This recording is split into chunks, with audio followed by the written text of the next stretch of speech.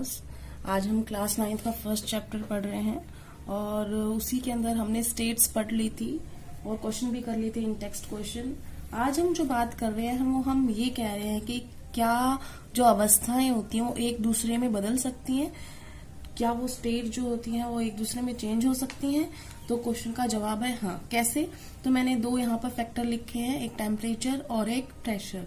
पहले हम टेम्परेचर को स्टडी करते हैं, लेकिन टेम्परेचर को स्टडी करने से पहले आपको ये पता होना चाहिए कि टेम्परेचर को कौन कौन से स्केल में मापा जाता है।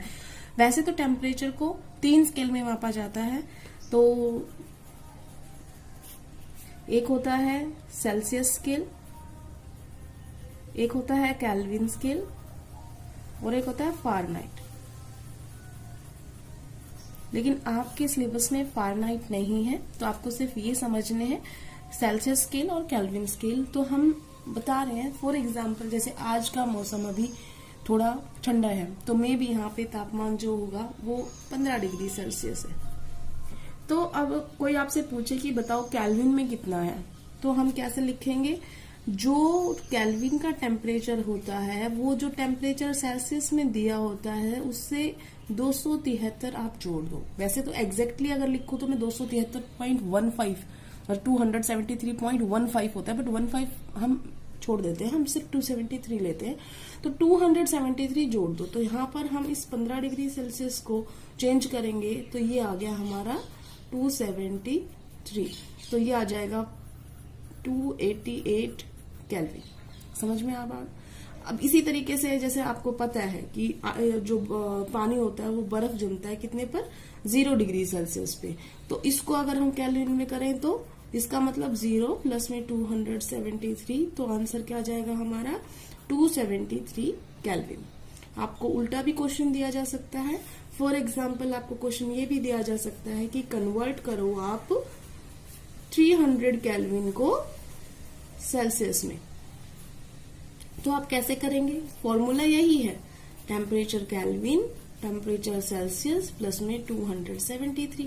आपको दिया कौन सा है? केल्विन। आपका निकालना क्या है? तो आप इसको इधर भेज दो। टेम्परेचर सेल्सियस निकालना है तो ये माइनस कर दो, टेम्परेचर केल्विन में से 273 माइनस कर दो।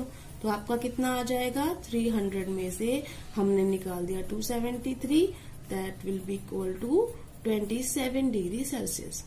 समझ में आ गया ये सारा? तो ये हमारे पास दो स्केल होते हैं। अब हम बात करते हैं कि टेम्परेचर का क्या इफेक्ट होता है। सीधी सी बात याद करो, आपने बर्फ जमा रखी है, ठीक है ना? बर्फ जमा रखी है, तो बर्फ कौन सी अवस्था में इस वक्त? सॉलिड में है, ठोस अवस्था में है, ठीक है। आपने उसे बाहर रख दिया, तो बाहर क्या हो गया? तापमान ज्यादा है, 0 डिग्री सेल्सियस तो नहीं है हमारा, 15, 20, 25, 30 जितना भी हो। तो यहाँ पर हमने टेम्परेचर को क्या बढ़ा दिया? टेम्परेचर को बढ़ाया। तो टेम्परेचर को बढ़ाया तो सॉलिड किस में चेंज हो गया? लिक्विड में। बर्फ जो है वो पिघलने लग जाएगी, ठीक है ना? तो तापमान बढ़ाने से सॉलिड जो होता है वो लिक्विड में बदल जाता है, ठोस अवस्था द्रव में आ जाती है। अब सोचो, तुमने जो पानी बना उसको गैस पे रख दिया, बर्नर ऑन, और उसके बाद अब क्या होगा? पानी उबलने लगेगा, थोड़ी देर में भाप बनने लग जाएगी। इसका मतलब जो लिक्विड फॉर्म थी वो किस में कन्वर्ट हो गई? गैस में। क्या करने से? तापमान बढ़ाने से। ये बात समझ में आ गई? ये उल्टा भी हो सकता है। उल्टा कैसे? आपको गैस, मतलब जैसे आप समझ लो आपने पानी बहुत गर्म कर रखा है, ठीक है ना, और अब आपने उसके ऊपर ढक्कन लगा दिया पतीले के ऊपर। तो देखना, आपने गैस तो बंद कर दी और जो भाप बनी थी वो बाहर नहीं जा पा रही। तो जो गैस है वो क्या हो जाएगी? धीरे धीरे जब तापमान नीचे आएगा तो धीरे धीरे देखना प्लेट के ऊपर बूंदे दिखाई देती हैं आपको पानी की। तो इसका मतलब जो गैस थी वो किस में कन्वर्ट हो गई? लिक्विड में। और जब आप उसको पानी को फ्रिज में रख दोगे तो वो क्या बन जाएगा? सॉलिड बन जाएगा। इसका मतलब तापमान बढ़ाने से सॉलिड लिक्विड में चेंज हुआ, लिक्विड गैस में हुआ, और तापमान घटाने पर गैस लिक्विड में और लिक्विड सॉलिड में चेंज हो जाता है। तो इसका मतलब तापमान बढ़ाने घटाने से अवस्थाओं में परिवर्तन कर सकते हैं। पहली बात समझ में आ गई। दूसरी बात, जब हमने किसी सॉलिड को लिक्विड बनाया तो किस टेम्परेचर पे वो सॉलिड मेल्ट होना शुरू हुआ? तो ये उसका क्या होता है? Melting point. मेल्टिंग पॉइंट को हिंदी में बोलते हैं बेटा गलनांक। तो गलनांक वह तापमान है जिसके ऊपर कोई ठोस अवस्था अपनी द्रव अवस्था में आती है। Melting point is that temperature at which A solid converts into its liquid form. ठीक है, अब लिक्विड गैस में जब बदला उसको क्या बोलेंगे? Boiling point. क्या बोलेंगे? Boiling point. और हिंदी में बोलते हैं इसको क्वथनांक। Boiling point is that temperature at which a liquid form of a substance changes into its gaseous form. क्वथनांक वह तापमान है जिसके ऊपर द्रव अवस्था किसी चीज की अपनी गैसीय अवस्था में आने लगती है। ठीक है, ये बात तो समझ में आ गई। तो ये हो गया हमारा पूरा। अब हम बात करते हैं कि प्रेशर के होने से क्या होता है। उससे पहले मैं आपसे कोई क्वेश्चन पूछना चाहती हूँ। पहले आप मेरे को ये बताओ, इसी को पूरा कर लेते हैं। एक चीज है ए और एक चीज है बी, दोनों सॉलिड है। उनका मेल्टिंग पॉइंट जो दिया गया है, एक का है 300 केल्विन और एक का है 600 केल्विन। आप मुझे बताओ किसमें ज्यादा फोर्स ऑफ अट्रैक्शन है, आकर्षण बल किसके अंदर ज्यादा है, बताओ। तो आप कैसे बताओगे कि मेल्टिंग पॉइंट क्या होता है? एक तरीके से भाई कितनी एनर्जी लगी उसको लिक्विड बदलने में। तो इसको तो तापमान दिया, इसको तो थोड़ा दिया, इसको एक्जेक्टली डबल दिया है। मेल्टिंग पॉइंट कब आया? जब उनके बीच के बॉन्ड टूट गए। सॉलिड में क्या होता है, बताया था ना आपको, सॉलिड में पार्टिकल बिल्कुल साथ साथ है, दोस्ती बहुत अच्छी है, लिक्विड में दूर हो जाते हैं। तो आपको जब सॉलिड में जब आप तापमान गर्म कर रहे हो तो इनके बीच के बॉन्ड को तोड़ रहे हो। जितना जल्दी तोड़ोगे उतना ज्यादा वो जल्दी लिक्विड फॉर्म में जाएगा। लेकिन अगर दोस्ती स्ट्रांग है तो उसको तोड़ना मुश्किल है, ज्यादा टेम्परेचर रिक्वायरमेंट होगी। इसका मतलब इस वाले केस में 300 केल्विन लगा है, इस वाले केस में 600 केल्विन लगा है। ऑफ कोर्स इसको ज्यादा तापमान मिला मैं अपना लिक्विड स्टेट में आने के लिए। इसका मतलब फोर्स ऑफ अट्रैक्शन बी में ज्यादा है एज कंपेरिजन टू ए। आकर्षण बल बी में ज्यादा है, ए में कम है, क्योंकि मेल्टिंग पॉइंट जो गलनांक है वो बी का ज्यादा है। बात समझ में आ गई होगी। उसके बाद आते हैं हम इफेक्ट ऑफ प्रेशर। प्रेशर का इफेक्ट क्या है? तो प्रेशर क्या है पहले आपको ये समझना पड़ेगा। हम किसी पर दाब लगाते हैं, दबाते हैं उसे बताते हैं प्रेशर। अब मैंने अभी यहाँ पर जोर लगा रखा है तो इसका मतलब मैं यहाँ पर प्रेशर लगा रही हूँ। तो इफेक्ट ऑफ प्रेशर, दाब का क्या प्रेशर पड़ता है? तो उसके लिए आपको पार्टिकल्स के बीच की पोजीशन समझनी पड़ेगी, कैसे है वो। सॉलिड में कैसे? ऐसे। लिक्विड में थोड़ा सा दूर, गैस में बहुत दूर। तो सोच के देखो, अगर मैं दाब लगाऊंगी तो जिसके बीच में जगह है वो तो पास में आ सकता है, लेकिन जिसके बीच में जगह ही नहीं है, सॉलिड के बीच में तो या तो स्पेस होता ही नहीं है, तो होता है तो बहुत ज्यादा कम होता है। तो अब आप बताओ, आप इस स्टेट में हो, अभी गैसियस स्टेट में। अब मैंने दाब लगाया तो ये पार्टिकल क्या आ जाएंगे? नजदीक आएंगे। और दाब लगाया और नजदीक आ जाएंगे। तो अभी कौन सी स्टेट आई? दाब बढ़ाने पर जो गैसीय अवस्था थी वो किस में बदल गई? लिक्विड में। और अगर दाब लगाऊंगी तो सॉलिड में। और अगर मैं उल्टा कर दूं तो दाब हटाने पर वापस लिक्विड, वापस गैस। समझ में आ गया? तो हमने दाब बढ़ाया, दाब बढ़ाने पर क्या हुआ? जो गैस फॉर्म थी वो किस में बदल गई? लिक्विड में। और जो लिक्विड फॉर्म थी वो किस में बदल गई? सॉलिड में। अगर दाब को हटा दूं तो सॉलिड जो है वो किस में बदल जाएगा? लिक्विड में। लिक्विड जो आ जाएगी वो गैस में। इसका एक एग्जांपल आप रोज देखते हो, आपके घर में कुकिंग गैस होगी एलपीजी। एलपीजी क्या होती है? LPG liquefied, it's not liquid, it's liquefied petroleum gas. Liquid नहीं लिखा, क्यों नहीं लिखा? क्योंकि एक्चुअल में जो वो आप यूज करते हो वो एक गैस है, पेट्रोलियम गैस। लेकिन उसको क्या किया गया है? बहुत ज्यादा दाब लगाया गया। तो गैस पे बहुत ज्यादा दाब लगा देंगे तो क्या बन जाता है? लिक्विड बन जाता है। इसका मतलब ये जो पेट्रोलियम गैस है, नॉर्मली वो गैस ही है, लेकिन बहुत ज्यादा दाब लगाने पर वो क्या बनी हुई है? लिक्विड बनी है। तो अंडर प्रेशर है वो। ठीक है। अब अंडर प्रेशर आप ध्यान करो, जब आप उसको ऑन करते हो उसके अंदर रेगुलेटर होता है ना, रेगुलेटर को आप बंद रखते हो तब तक कुछ नहीं, जैसे ही आप ऑन करते हो गैस पहुंच जाती है ऊपर। अगर लिक्विड होता तो वो क्या पहुंच जाता है? ऐसे मोस्टली सिलेंडर नीचे रखे होते हैं और जो गैस बर्नर होते हैं वो ऊपर रखे होते हैं। तो क्या अगर लिक्विड होता तो जाता ऊपर? नहीं जाता। लेकिन दाब बहुत ज्यादा लगाई हुई है तो वो गैस लिक्विड फॉर्म में आई हुई है। जैसे ही आप उसका बर्नर ऑन करते हो वो प्रेशर कम हो जाता है, प्रेशर कम होएगा तो लिक्विड वापस किस में चेंज हो जाएगा? गैस में।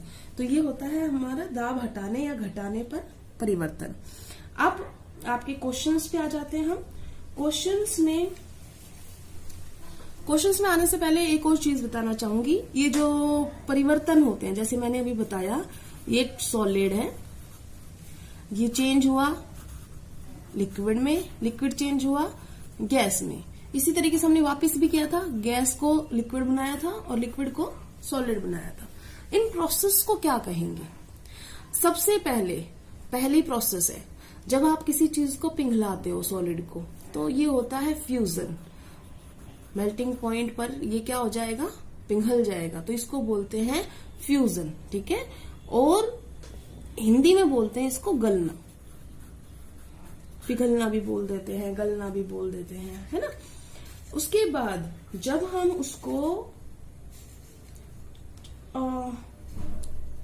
और ज्यादा स्पेसिफाई बोलें, गलना तो हम कह देते हैं पिघल गई।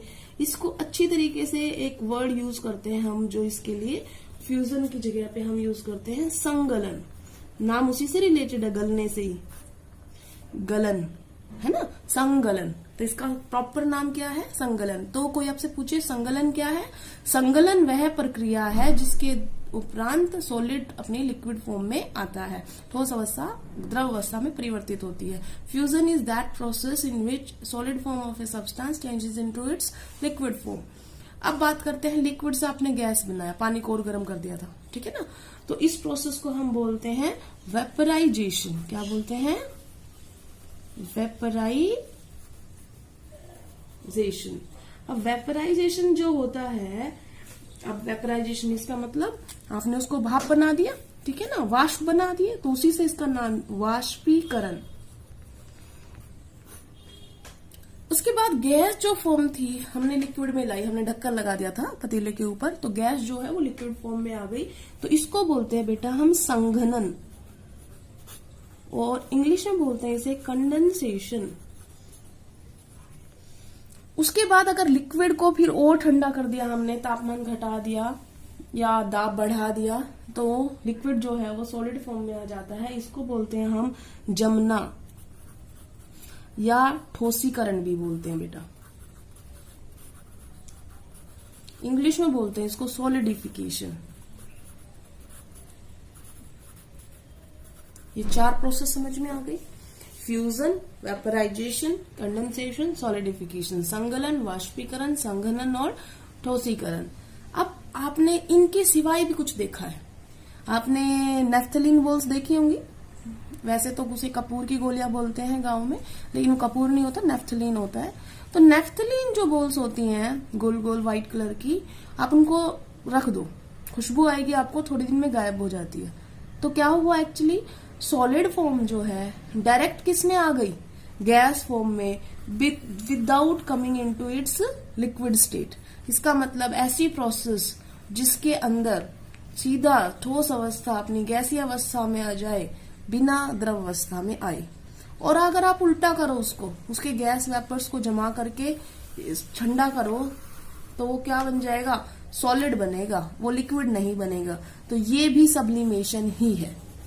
और सब्लिमेशन को हिंदी में बोलते हैं ऊर्ध्वपातन। क्या बोलते हैं? ऊर्ध्वपातन। ये समझ में आ गया बेटा आपको? तो हमारा इतना हो गया है। अब आपसे क्वेश्चन आ गए हैं, वो क्वेश्चन मेरे ख्याल से आप खुद कर सकते हो, फिर भी एक बार मैं बता रही हूँ आपको। पहला क्वेश्चन है इन टेक्स्ट क्वेश्चन, 300 केल्विन को परिवर्तित करो आप सेल्सियस में। बदल सकते हो 300 केल्विन को, तो 300 माइनस 273 कितना आ जाएगा? 27 डिग्री सेल्सियस। दूसरा है 573 केल्विन को चेंज करो सेल्सियस में, तो 573 माइनस में 273 आ जाएगा आपका 300 डिग्री सेल्सियस। ये तो आपको करवा दिए, तो आपको समझ में आ गए होंगे। उसके बाद अगला क्वेश्चन है दूसरा, निम्नलिखित तापमान पर पानी की भौतिक अवस्था आपको बतानी है, सॉलिड है, लिक्विड है, गैस है। 250 डिग्री सेल्सियस पे, 250 पे पानी तो 100 पे ही गैस में बन जाता है ना, तो इसका मतलब इसमें कौन सी अवस्था आएगी, गैस। 100 डिग्री सेल्सियस पे, ये ध्यान से देखना है बेटा, 100 डिग्री सेल्सियस पे क्या होगा, पानी उबलने लगेगा, है ना। जो 100 डिग्री सेल्सियस है उस पे जो पानी है वो भाप में बदलने लगता है, तो इसका मतलब उस वक्त पानी भी होता है और भाप भी होती है। इसका मतलब लिक्विड फॉर्म भी है और गैस फॉर्म भी है, ठीक है। कोई आपसे पूछे 0 डिग्री सेल्सियस पे, वैसे क्वेश्चन सिर्फ इतना ही है लेकिन फिर भी मैं पूछ रही हूँ, पानी की अवस्था अगर 0 डिग्री सेल्सियस पे पूछे तो क्या होता है, पानी बर्फ बनने लगता है, पूरा नहीं बनाया अभी, तो इसका मतलब लिक्विड भी है और सॉलिड भी है। आई थिंक अब समझ में आ गया होगा आपको। अब आपसे पूछा गया है कि अगला क्वेश्चन तीसरा, किसी भी अवस्था में परिवर्तन के दौरान स्थिर क्यों रहती है, किसी भी पदार्थ की अवस्था परिवर्तन के दौरान स्थिर क्यों रहती है। तो क्या बोलना चाहता है वो कि जब हम कुछ कर रहे हैं, मतलब मान लो फॉर एग्जांपल तापमान गर्म कर रहे थे, हमने अभी पढ़ा था सॉलिड से हमने लिक्विड में लाई, मान लो हम गर्म कर रहे हैं, तो हम पहुंच गए हैं किस पर, उसके मेल्टिंग पॉइंट पर। तो मेल्टिंग पॉइंट पे देखो, मान लो किसी का मेल्टिंग पॉइंट 50 डिग्री सेल्सियस है, तो उस वक्त वो क्या होगा, 50 डिग्री सेल्सियस पे हम और गर्म कर रहे हैं, तो जो तापमान है वो नहीं बढ़ रहा, हालांकि हम गर्म कर रहे हैं, लेकिन वो जो बढ़ नहीं रहा वो इस वजह से क्योंकि इस मेल्टिंग पॉइंट पे वो जो ऊष्मा और प्रदान की जा रही है वो किसमें लग जाती है, उसकी अवस्था परिवर्तन में लग जाती है। इसका मतलब क्या होता है कि पदार्थ की अवस्था को चेंज करने के लिए, जो आकर्षण बल को तोड़ने के लिए जो ऊष्मा है वो इस्तेमाल हो रही है, तो वो आपको दिखाई नहीं देती, ठीक है ना। तो हम तापमान बढ़ाए जा रहे हैं, आपको दिख नहीं रहा कि तापमान क्यों नहीं बढ़ रहा, बट वो क्या हो जाती है, वो अवस्था बदल जाती है, ठीक है ना। अब आते हैं अगला क्वेश्चन, फोर्थ, वायुमंडलीय गैसों को द्रव में परिवर्तन करने के लिए कोई विधि सुझाइए। तो गैस है, कोई भी गैस हो, हमें वायुमंडल से है, कोई भी है, आप गैस यहाँ पर है ना, गैस को आप क्या करोगे, अगर आप नजदीक ले आओगे तो हम द्रव में बदल सकते हैं, तो इसका मतलब गैस को आप क्या करेंगे, दाब बढ़ा दे, ठीक है ना, दाब बढ़ा देंगे तो क्या हो जाएगा, नजदीक आ जाएगी। और भी अगर आपने ध्यान किया था, हम गैस को कैसे बदल सकते थे, ध्यान करो, यहाँ पर हमने कैसे करा था, गैस को लिक्विड में तापमान कम कर दिया था, ठंडा कर दिया था, तो इसका मतलब हम एक दाब बढ़ाकर और दूसरा तापमान कम करके, ठीक है ना। तो ये आपके क्वेश्चन थे, ये मैं आपको भेज दूंगी, बाकी समझ में आ गया। Thank you class.